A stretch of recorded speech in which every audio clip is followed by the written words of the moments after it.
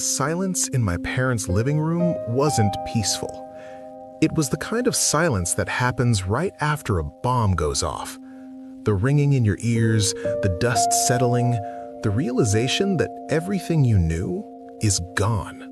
I stood there for a second too long, my coat still on, my keys still in my hand. Nobody had said my name yet. I watched my sister, Chloe. She was curled into a ball on the velvet sofa, her sobs rhythmic, measured, almost practiced. "How could you, Leo?" My mother's voice was a jagged whisper. "Your own sister, her wedding money. How could you be so cold?" On the mahogany coffee table sat the empty floral tin. For 3 years, that tin was a holy relic. $30,000, scraped from my parents' retirement and Chloe's savings, was supposed to be in there. Now, empty. "I didn't touch it, Mom." My voice sounded strange to me, flat, too controlled. I had just finished a 60-hour week at the firm. I came home for a celebration. I walked into an execution. "The house was locked," my father roared. "There's no break-in. You're the only one with a key. Why would Chloe rob herself?" For half a second, my stomach dropped. A stupid thought crept in. Did I move it? Exhaustion does strange things to memory. I crushed the thought immediately. I knew I hadn't touched the tin. I looked at Chloe. She peeked over her tissue. Our eyes met. Her sobbing stopped for just a fraction of a second. There was no sadness in her eyes. There was something else. Triumph. "Leo has always been jealous," Chloe sobbed. "He hates that I'm getting the big wedding." "Then explain the car, Leo," my father shouted. "You've been throwing money around for months. You were dipping into the tin thinking we wouldn't notice." The accusation landed like a physical weight on my chest. I had skipped meals to save for that car, walked instead of driving, sold things I loved. But in this house, only Chloe's tears were legal tender. "I'm calling the police," my father said. "Dad, wait." Chloe's voice softened instantly, too instantly. "Don't call the police. Just, Leo, please. If you give it back now, we can fix this." She was offering me mercy at a price. If I returned the money, I'd be a thief forever. If I didn't? I watched my father unlock his phone. "I can't give back what I don't have," my voice said, my heart hammering. "But give me until tomorrow morning. If I can't prove I didn't take it, call the cops, disown me." No one stopped me when I walked out. That hurt more than shouting. As I reached my car, I felt eyes on me. I looked up. Chloe was standing at the window. She wasn't crying anymore. She was smiling. She thought I was the quiet, stupid brother. What she didn't know? I set up the family Wi-Fi. I managed the shared cloud storage. And 3 weeks ago, I saw a notification pop up on her screen. An account called Chloe Cloud 9. As I started the engine, my phone buzzed. A sync notification. It was time to see what my sister was really saving for. I didn't drive away. I sat in the car at the end of the driveway. Engine off, lights dead. The house loomed in my rearview mirror, every window dark except Chloe's. My laptop opened with a soft click. The glow filled the car like a confession. Chloe was brilliant at the front. Offline, she was the struggling consultant, the overworked bride-to-be who never treated herself. Online, she was careless. People like Chloe always forget about footprints because they don't look like footprints. They look like conveniences. Auto-syncs, backups, shared folders. 3 years ago, when she complained about losing photos, I had linked her phone to the family cloud temporarily. She never asked me to unlink it. I logged into the admin panel. My hands hovered for a second before typing the password. I was suddenly aware of how much rested on what I was about to see. If this was empty, if she had wiped everything, The dashboard loaded. Folders populated one by one. Photos, documents, archives. Then, a directory I didn't recognize. C, private. I clicked it. Nothing happened. The screen froze. My stomach tightened. A small notification blinked in the corner. Sync in progress. I stared at it, willing it not to finish. If Chloe woke up, if she deleted something, if the sync overwrote cache, the folder opened. The first image wasn't a wedding dress. It was a PDF invoice. A boutique hotel. Miami. Date stamped 3 months ago. Amount $4,012.87. Description: wellness weekend package. I felt something cold settle behind my ribs. While my father rationed heart medication to save money, while my mother clipped coupons, Chloe had been lying in a cabana, champagne sweating in the sun. I scrolled. The synth beat deepened. Gucci, Saint Laurent, receipts from tasting menus I couldn't pronounce. Photos followed. Chloe smiling into mirrors. Chloe posing beside plates that cost more than my rent. Always the same angle. Always the same expression. Not guilt. Performance. Then the screen flickered. A folder failed to load. My breath caught. The file name read bank. I clicked again. Error. I checked the timestamp. 46 minutes ago. She was awake. I forced myself to slow down. Panic deletes evidence faster than thieves do. I refreshed. The folder opened. Inside was a single image. A screenshot. Bank transfer confirmation. Not from Chloe's account. From the wedding fund. Destination: Midtown Debt Consolidation Services. Amount: $18,500. The rest of it came together all at once, like a body hitting the floor after the gunshot. The credit cards, the spending, the sudden tight months, the empty tin. Chloe hadn't stolen the money in a panic. She drained it carefully, lived on it, then used the digital transfers to make herself look solvent again. But the wedding was 2 months away. Vendors were calling, invoices were stacking. The empty tin wasn't a mystery. It was a setup. If she framed me, my parents would replace the money, quietly, desperately. She'd get a second payout, and I'd get arrested. I didn't scroll anymore. I downloaded everything. Metadata, GPS tags, transaction IDs. My hands moved on autopilot while my mind stayed stuck on one thought. She never hesitated. At 2:17 a.m., a notification popped up. Sync completed. I exhaled for the first time in an hour. By 3 a.m., I had a folder 30 pages thick. Timelines, maps, cross-referenced statements. I titled it simply, The Chloe Account. I could have gone to the police. I could have sent this to my parents and ended it quietly. But Chloe didn't want quiet. She wanted a show. I copied the file to an encrypted USB drive. Then I opened a blank email. Recipient: Mark, Chloe's fiancé, the tech guy, the one who always liked puzzles. Subject line: check the shared folder before you sign the license. I didn't include a message. I shut the laptop as the sky began to lighten. Whatever happened next was already in motion. Morning arrived without apology. The sun crept into the kitchen, pale and indifferent, as if nothing in this house had changed. The smell of bacon hit me wrong, too normal, like a lie you could chew.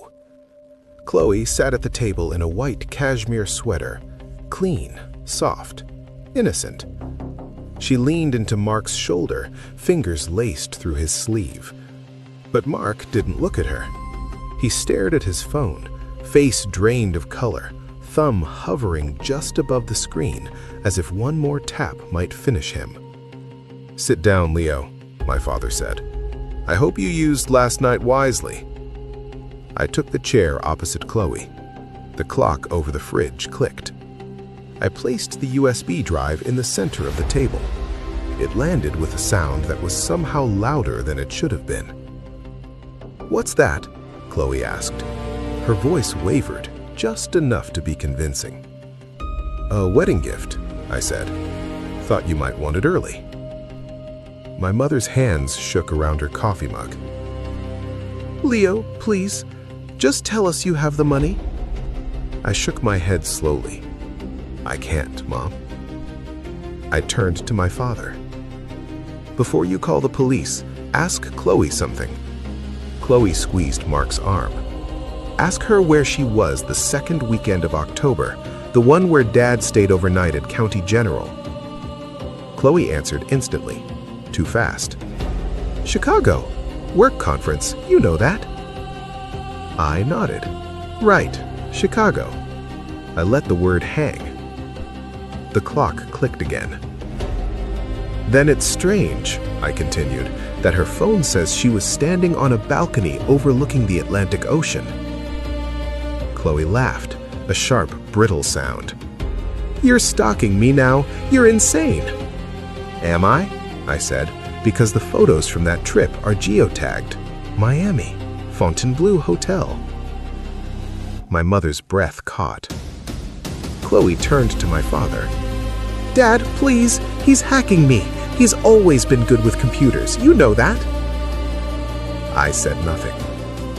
My father looked at Mark. Mark didn't raise his head. "I got an email last night," he continued quietly. "It told me to check a shared folder." He slid his phone onto the table. "I thought it was spam, but then I saw the receipts, the bags, the hotel, the debt notices." Chloe's grip tightened on his sleeve. "Mark, please, he faked those. He wants to ruin us." Mark finally looked at her. "You used the catering money," he said, "to pay off your credit cards." The room tilted. "You told me the cash in the tin was extra, that we were ahead, that the honeymoon was covered." My father pushed back his chair. Chloe stood up abruptly, chair legs screeching. "You're all turning on me because of him?" I leaned forward. "Can I fake bank security footage, Chloe? The footage of you walking into Midtown Branch?" Her mouth opened, closed. "The footage where you deposit $5,000 into your personal account. The same afternoon, $5,000 went missing from the tin." My father picked up the USB drive. His hands were steady. He turned toward the den. "Dad, wait!" Chloe screamed. She lunged forward, caught her foot on the chair leg, and went down hard. Coffee spilled across the floor, soaking into the white sweater. For the first time, her crying wasn't timed. I stood. "The police are still coming," I said evenly. "But they're not coming for me." My father didn't turn around. The next 10 minutes stretched into something unrecognizable.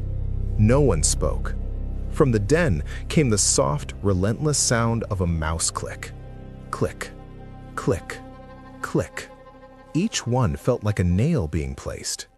Chloe stayed on the kitchen floor, knees pulled in, hands shaking in her lap. She didn't cry now. She listened. My mother stood frozen by the counter, one hand pressed to her mouth, eyes fixed on nothing.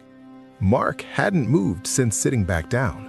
His phone lay abandoned in front of him, face down, like it had already said too much. Another click.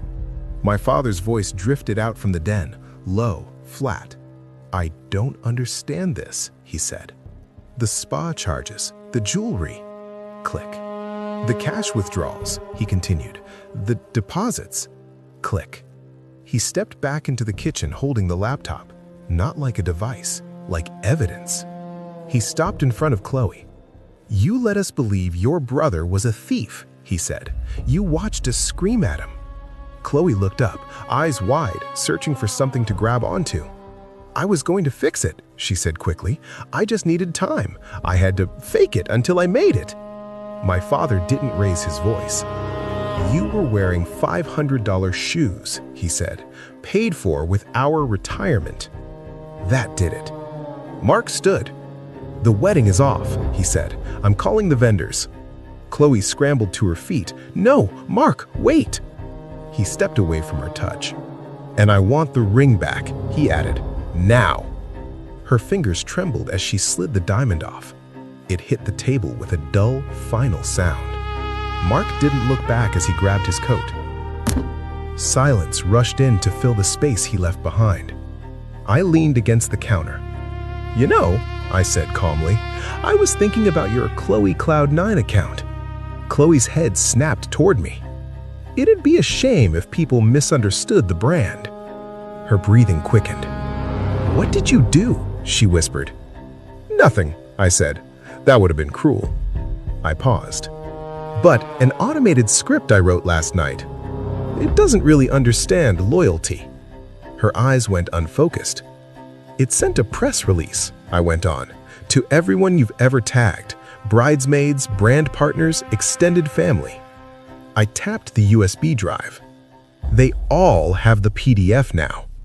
"You ruined me!" she screamed, lunging forward. My father stepped between us without hesitation. "No," he said, "you ruined yourself. Leo just turned the lights on."